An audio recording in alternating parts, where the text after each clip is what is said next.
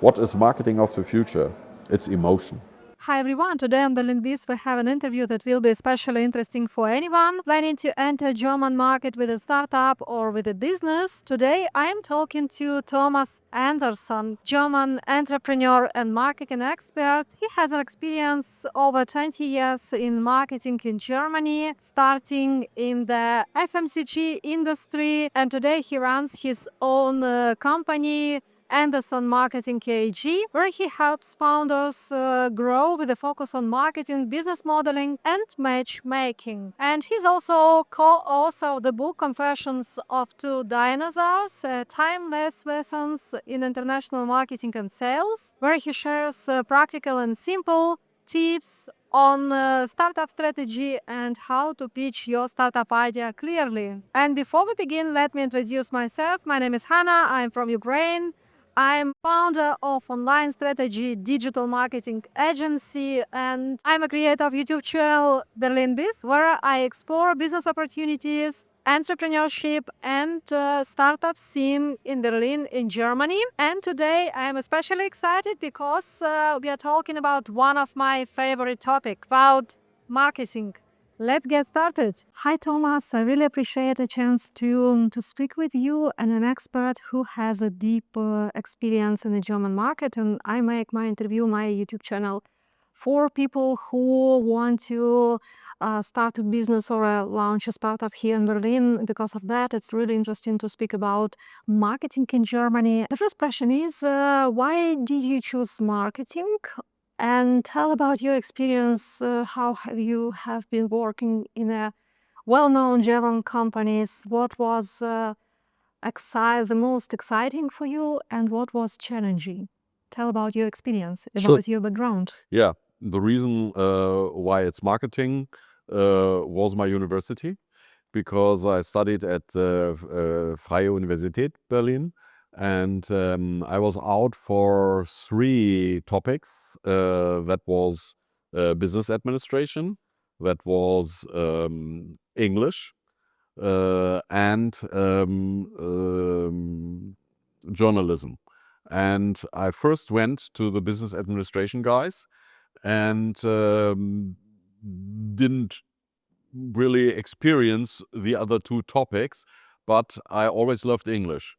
And when the marketing guys came in the pre-studies and presented their stuff with so many English words, I said, okay, I'm found. That are my guys. So many English words. Yes, and I even wrote my master thesis about a topic, comparison advertising, where I had only English literature because in that time it was forbidden in Germany. And so I had to really read everything in English, translate it, and make a German thesis out of it. And so marketing was the natural choice for me. And I loved to ask consumers, and did a lot in market research during my studies. And so it was quite natural that I applied for a job in marketing. And it was a big company, a big sweets company, and 600 applicants were there, and I was one of 5 that they choose. And so I started my career very classic as a trainee, and afterwards as a product manager. And still being in the trainee stage, I was in the sales staff. And coming back to the headquarters, they asked me, okay, you've got so good press from the sales guys. Do you want to get in sales or in marketing? And I said, no, I studied marketing. I want to have marketing. But 4 jobs later, I was in sales. You have worked in well-known German and international companies. How was your experience? My experience, yeah, it was sometimes very good, sometimes very bad. Because if you are just a small number in these big companies, you can throw in your ideas, but you're not the decider. So it's difficult to Convey your spirit or your new ideas to the bosses from time to time. Sometimes I put them on the table. They said, okay, that's totally crazy. And after I left, they established those ideas. Wow. And this happened to me several times, definitely. And so the ideas couldn't be too bad if they established them. And it was marketing, logistics, it was an advertisement. So it happened to me. And out of this experience, I quit the corporate side much too late, because during corporate time, everybody said to me, okay, you are such a free thinker. You are entrepreneur on the brand all the time. You look all around. You have an holistic view on all the topics. So you should be independent. What should foreigner entrepreneurs know about consumer behavior in Germany? And how important is cultural context in crafting marketing messages here?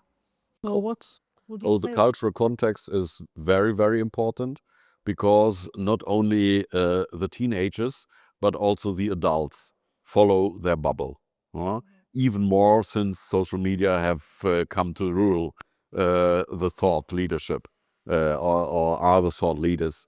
And influencers are so mighty and are really a huge weapon to influence their followers, even more than any advertising can pay. Any friends can say, for an unknown influencer who has a certain esteem and image, people really tend to follow. In youth much more than in adult age, but also in adult age.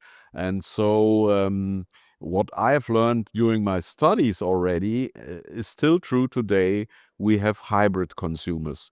In the morning, they buy at Aldi, chasing for the lowest prices. And in the evening, they go to the hottest, poshest, most expensive restaurants and celebrate their being. So, and it's the same person. And so you really can judge which touch point you should use to influence the consumer for your brand. You just have to attack him all day long until he's in the right mood to digest your message.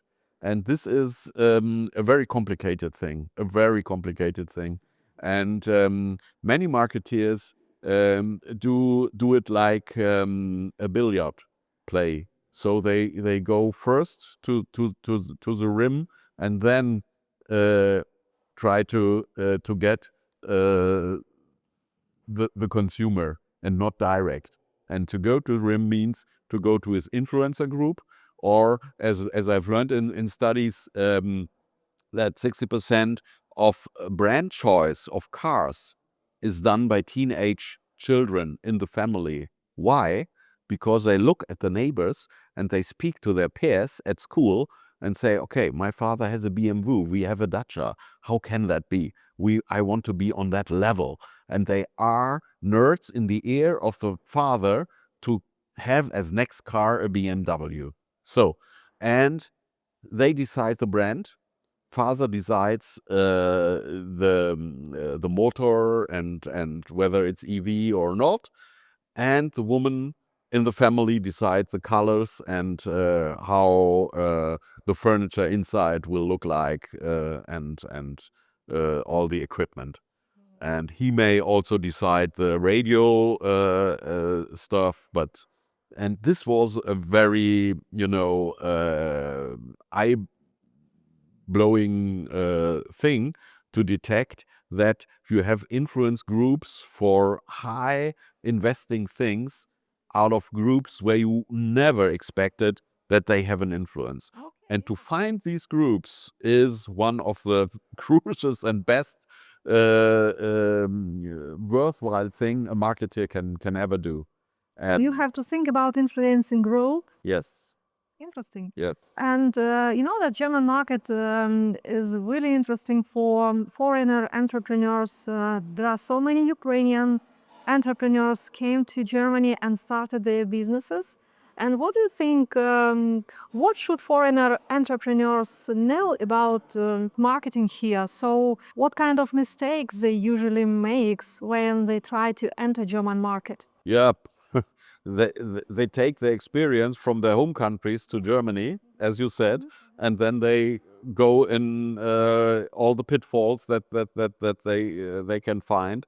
So you really, and this is the core of marketing. Marketing comes from to go from the market to ask all the standards of marketing right now, especially also for startups, this lean startup thing, the way. The mom test, for example. I just read the book. You have to speak to your customers, to your potential customers, and having understood them, then you change or position your marketing, not before. And the main failure comes when you have a product, when you think the product is good, when you think the packaging is good, when you think the positioning is perfect, and you never have asked your potential customers.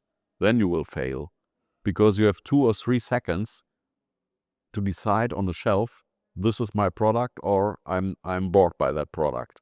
And so you have to ask your potential guys. And that's why marketing research and marketing in general is so important for the success of any product. But not only a physical product, also for services. You have to ask, do you want that service? Are you willing to pay?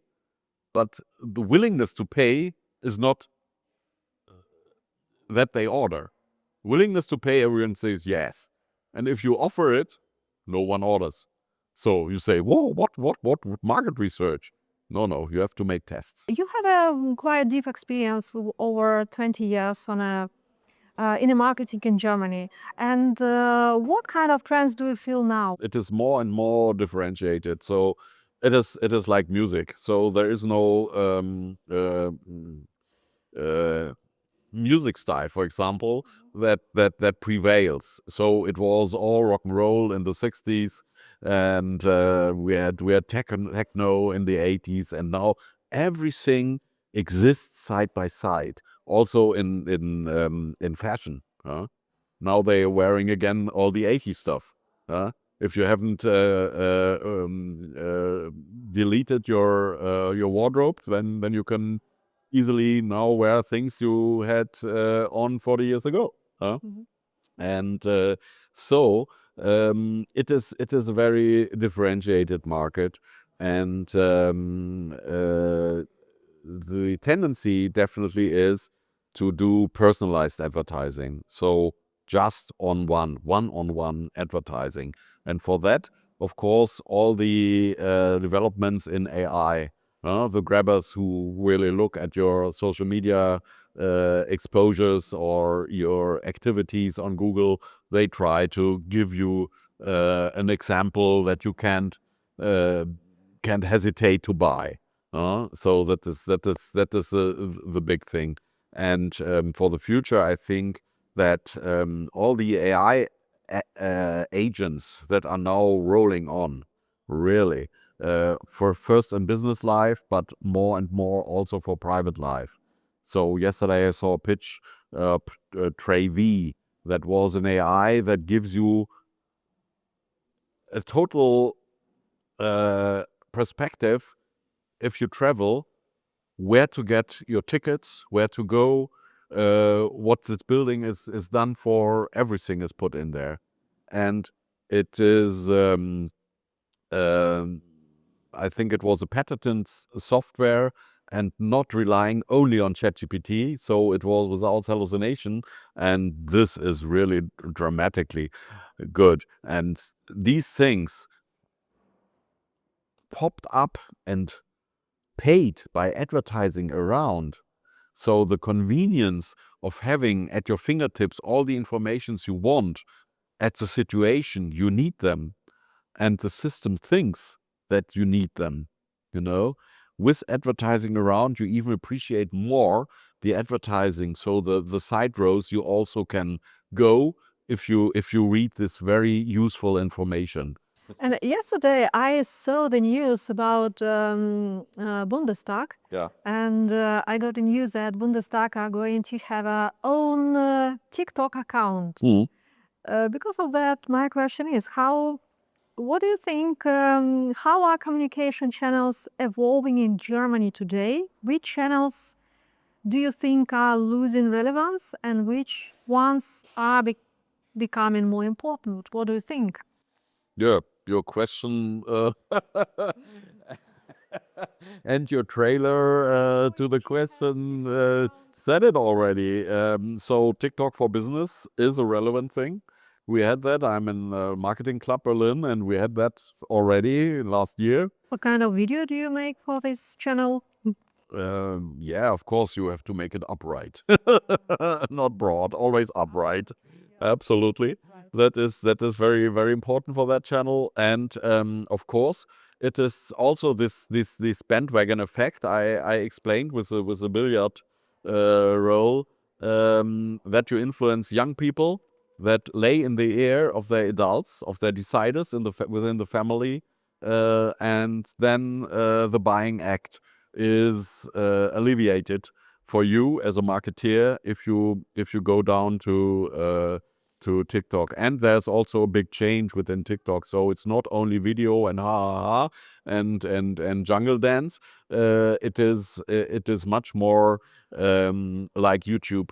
So you have all the lectures in there. You have big professors who give lectures for the youth to understand the world and finance, economy, and things like that. And to be the first one there, of course, you get the biggest audience. Absolutely agree. It's because of that I make my own YouTube channel. Great. Yeah, that's great. So it's TikTok, it's YouTube. YouTube, biggest search machine after Google in the world. And so the do-how things, for example, are very big there. And now they are also entering TikTok because of the very interesting audience. It's the audience of the future. So it's 18 to 25, what the main target group is there, but it's getting older and older. Facebook is, of course, for the oldies is still relevant, but it's rather out for the youth, for Gen Z, maybe even Gen Y. I think what is underestimated is Pinterest, because they are still cheap to have an advertisement there. It is 70% women. So if you and we have also 70% women buyers in the supermarkets. We spoke about social media, and what is your opinion? What is more important today, to build your own community around your brand, around your product?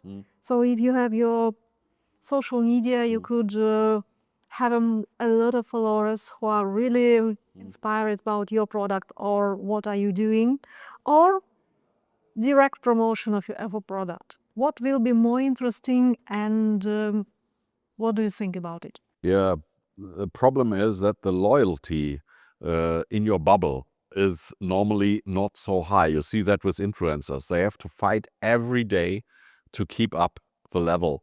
And normally they die within 2 or 3 years. Only if they change a lot, if they pivot like a normal startup, then they have the chance to stay up. And this is a problem if you rely completely on social media with your brand. So you should always track whether the USPs, the core values you offer with your product or your services, are still relevant with your target group. If you have a startup, you are a startup founder, is it necessary to work with your publicity, to develop social media and to have to work on to get more followers? Sure, because it's a norm of the time right now. You can be lucky if you have such a big invention that everyone talks about. Then you don't need any social media. You are viral at day one. But it happens not so often. But it doesn't happen so often. So you have to be, if you're a consultant, you have to build up your personal brand. if you have a product, you either do something for your company to have other products below, or you are a brand guy and have this one product that will be followed by others, but under the same umbrella, promoted. And of course, social media is the main thing. It has overtaken, I think, 5 years ago, the classic media in spendings. So it's there. There are some old incumbents who still do also the company I worked for first, 95% in TV advertising. But now it's also changing, and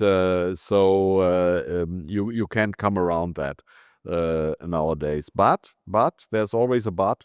You really have to follow the signs and really look whether you still have followers in the target group you want, and make a research whether your USPs of your product or your services are still relevant to the people. I've just read something also from the author of Mom Test, and he said if you want to write a book, you can have people in your inner circle. So until 10,000 books, no one of the editors speaks with you.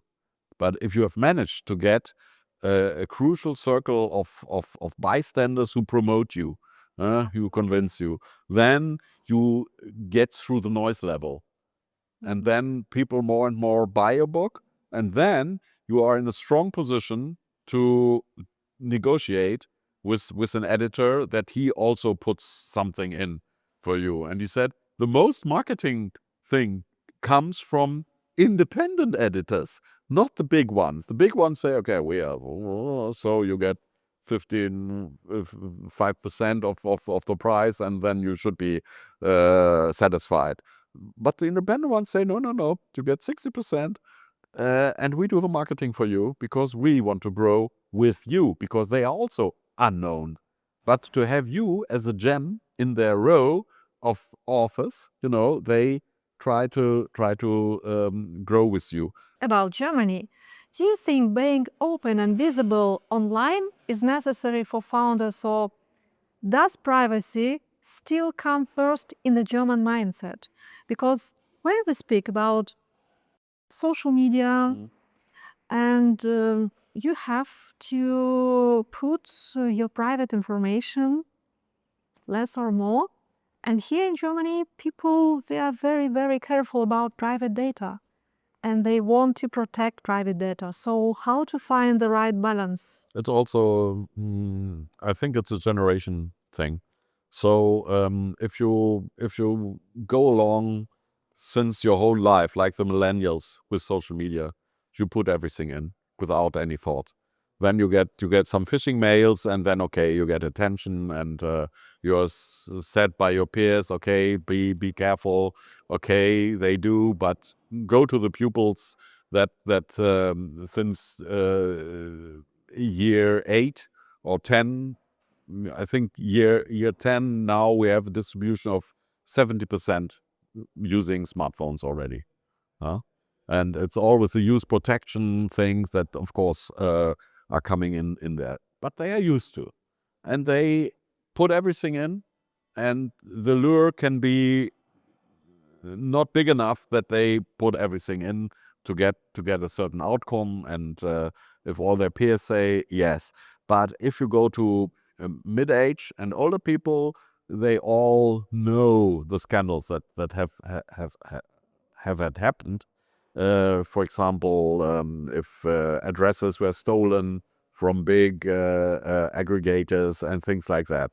And even I got it from my social insurance. I got a letter. Oh yeah, there was a hack, and please look for phishing, and we apologize for any inconvenience. What can I do?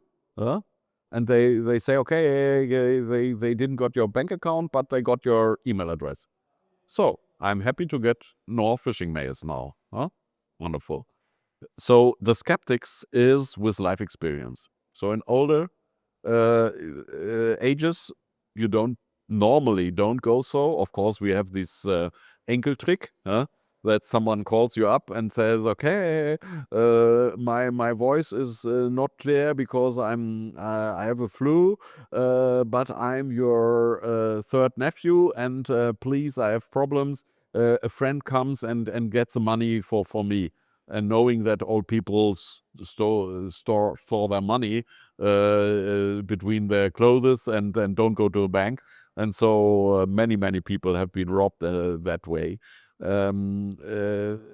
Still there are many people fall in that trap, but it is known through some social media, especially normal TV, Aktenzeichen XY, things like that. They always propagate it and say, okay, please be careful and don't go so much to strangers and don't believe what they say on telephone. And not everybody who says he's a policeman on the phone is a policeman and wants to take care of your goods and bring them to a safe place and bring in his buddies and, carry away all your porcelain and all your gold that you store at home. No, don't believe those guys, even if they have fake documents. So the skepticism in older ages is bigger than in younger ages in general. But it is also education, what we need there. So we need media and source education, especially with LLMs. Is it hallucinating or not, the machine? So you have to control it, and not everybody does it. And you have, of course, some education for the elderly that, for example, they can't book a train traffic right now without using an online device. And that for people who never touched a computer, they can't go to the shop anymore. And what a discrimination is that? So you have they just introduce it without education. And so as a society, we are really urgently have to educate people to come around with these devices. And it will be, of course, very much easy when we have these AI agents to just have to say blah blah blah, and they all do it for you. They book, they do blah blah blah blah. But first, to do that, you have to install your bank account into that, and this is, a kind of trust. What do you think? What is your opinion? What kind of case skills a modern marketer needs today? Apart from formal education, of course. Yes. So a marketer who must adopt to many branches. So speaking generally, if he's not a specialist in only health or only building or something, the joy in marketing is that you take one special measure from one branch to the other and establish it there. Like IKEA got the Lego system to the furniture buying. Was genius, and it's still worldwide good. To have skills in marketing means that you have a very broad education, so that you really can follow trends in markets that are not top of your mind, to see whether they have influence on your focus market. That's very important. For example, I once was in household goods and we had household plastics, and we didn't know how to choose the colors of the next season. What did we do? Interesting. Yeah. We went to Switzerland. Switzerland is the predominant market for innovations. You won't believe it. But in many branches, I saw that first it was in Switzerland, and then it was rolled out to the rest of Europe. unbelievable. What did we do? We went to small warehouses in Switzerland and looked what they have with their small producers colors, and then we adopted them. Then we went to to fashion shows, because fashion influences the thinking of the housewives in color field, and of course the same colors they need for their household plastics. And so there was the influence. So we looked at year one at the fashion colors, and year two were the colors we brought out with the plastic, and it was a success. So these are dependencies you really only see out of experience, and I don't know whether they do it today, but we did it at that time and were very successful. So this is also these bandwagon effect that you go over a certain rim and not directly on it. Directly on it would be, yeah, okay, what do the Americans? Yeah, we do the same, because after 5 years everything comes from the United States will be here. Now with social media, it's a few weeks, then it's here. What is your opinion? Is it necessary for marketer today have a social media, have a own channels? Normally, yes, but the more people go, the more channels there are.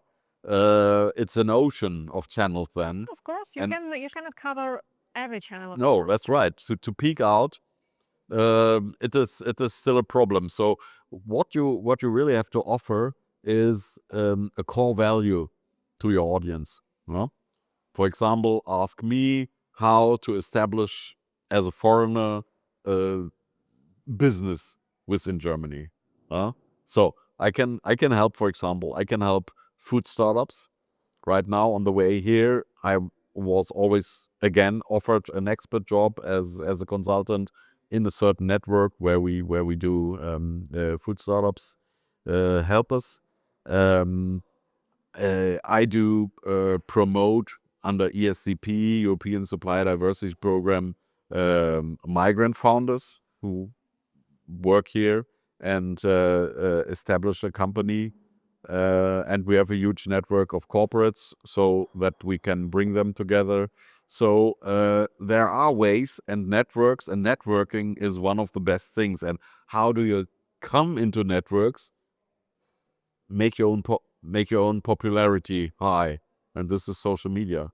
And of course, in real life, go to as many network events as possible. What I do since years, and there I always come back with 2-3 new customers there, because I just do the pitch. Okay, network here, network there, experience 20 years plus 20 years in corporate life. So what do you need? What do you want?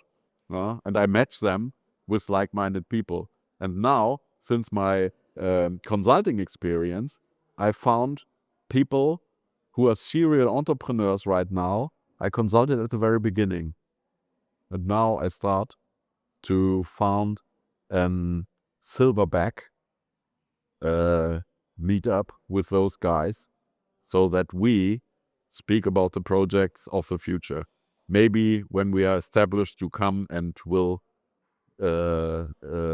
interview all of us, because we have all our networks, we are a very international group. So one is from Azerbaijan, one is from Turkey, the other one is from Germany, and we will sit together and really discuss things. And they have all founded several companies. They are all investors.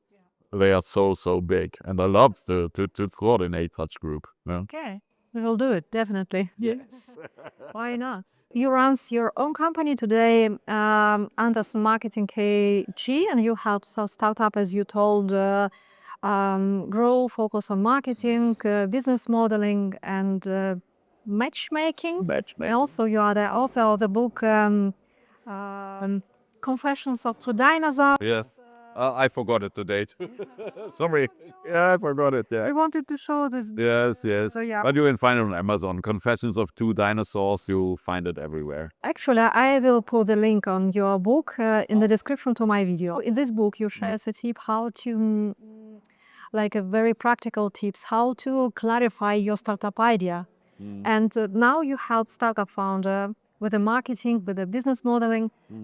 So what do you think? What is the most challenging for startup founder in marketing? What is the most difficult for them? Most difficult is definitely, and this is a great loss in many pitch decks I see, is comparison matrix. So that they don't know enough about their competitors or market companions, as we describe them today very softly, and that they just that is also typical for natural scientists. They research for 3 years, pop out a product, have maybe a patent on it or not, a patent pending normally, but they say it is patented. Great mistake. If it's patent pending and not already registered as a patent, never say it's a patent. It's always patent pending. That's that. Otherwise, you deceive the investors, and they are crazy about that. So if you pop out a product after stubbornly in the cellar, developing, without asking any consumer, of course, popping it up on the market, and then look that there are 10 competitors likewise Making the same. making this nearly the same, but deliver the same service that your product does, and you have never before checked the market, what exists, then you will fail dramatically, and all your money you put in the development will be gone, and no one will invest in you anymore. You know, I liked your idea in some of your interview. I checked on YouTube. Yeah. And also I think that you put this information in your book about you told that startup idea has to be understandable, In plain words, explained like for child. And for an 8-year-old, it must be explainable to an 8-year-old, and if it's not, it's too complicated. could a bad pitch kill a great idea, startup idea? Sure. My question. And how to make your startup idea clear, understandable, even for, as you said, An 8-year-old. 8-year-old Yeah. child. Normally, the founders or initiators of a service or a product are specialists. They have a certain background, and they are so in their specialist bubble, that they don't see or can conceive that someone is not understanding their specialty, all their abbreviations, all their foreign words and things like that. So they pop it out and think, yeah, everyone must follow now. And the really hard work of a marketeer is to phase that down to an understanding of everybody. Look at Steve Jobs. He did his presentations in very simple words and only with 3 things on each slide. Only 3 and less than 10 words. He was like a god of presentation. He was a god of presentation, and even I'm a lecturer at HTW in Berlin, and I do present to my students all his rules for a presentation, and they really enjoy it because it is so clear and so down to earth, and he enjoys taking metaphors. The metaphors are so important. For example, to say, okay, it costs 1 billion, you can say, okay, it's a heap of 1,000 money, 1,000 Scheine, up, I don't know, 30 meters. This is 1 billion. Oh, and then it's a demonstration, and it's tangible. To have tangible metaphors is also good if you speak to children. and it's a distance 2 times around the world. Okay, then they can say. But if you say it is 600,000 kilometers, no one will. Could What you should give be? some practical tips how to clarify your startup idea? Just for people who could see us and To clarify your idea, yeah, speak to different people, as you said, and try to make yourself understandable and speak to different people. And don't speak to your mother, to your girlfriend, to your boyfriend, to your children. grandmother. They are all biased. They are all biased. Speak to foreign guys, to guys who nearly don't speak your language. If they understand it, and it is not only the idea, it is also the business model that is needed to be understood. So where comes the money from? Huh? Is it SaaS? Is it Abo? Is it pay-per-use? What is it? Especially in IT, that's very, very decisive. And you start with freemium and you go to unique selling or something, if you are very innovative. It is really depending on what your product is, definitely. But you have to speak to many people and try to train your pitch. It should be 2 sentences, and everyone said, "Yeah, that's it. That's clear. I never thought about it. That's a good solution of the problem. Perfect." And to have a good idea, you should have a good research in the pain of the market, of your own. I know 80% of the founders really have a field and own pain and say, okay, I never found a thing like that. I looked around, I had this certain feeling, I must find it. I couldn't find it, so I did it on my own. I hear that so often. And this is a good founder story. Every investor loves that. Huh? But if you say, okay, I was an analytic guy, I said, these are the markets, these are the tools, and then I looked, and this was not on the market, so what that? There's no emotion in it. And that was one of your first questions. What is marketing of the future? It's emotion. It's emotion. The more and more we get dependent on machines, emotion is the future, because people are social beings and they don't want to sit alone.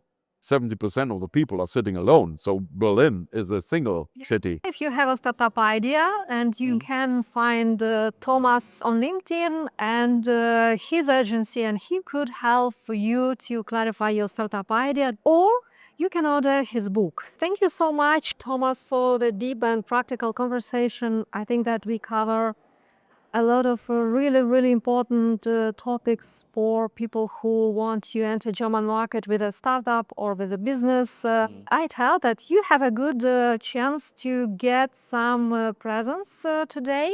So guys, you can participate our giveaway. And you can get a book from Thomas Andersen with his own sign in it. So to participate this giveaway, make sure that you subscribe the channel, my channel Berlin Biz, and like this video and put a comments and tell us what was the most valuable in our conversation and why. And Thomas will choose the winner. Description of this giveaway will be in under the video, so you will get all kind of conditions you need to participate in this giveaway and to get a book. So thank you very much one more time. Thank you. Hope we continue our interview, and maybe we will make the interview with a team. Interesting international. Mr. Silverbacks, yes. Yeah, why not? And you can put in the comments what kind of topics would you like to see on my YouTube channel. Thank you for all of you and for your activity on my YouTube channel, and see you in the next video.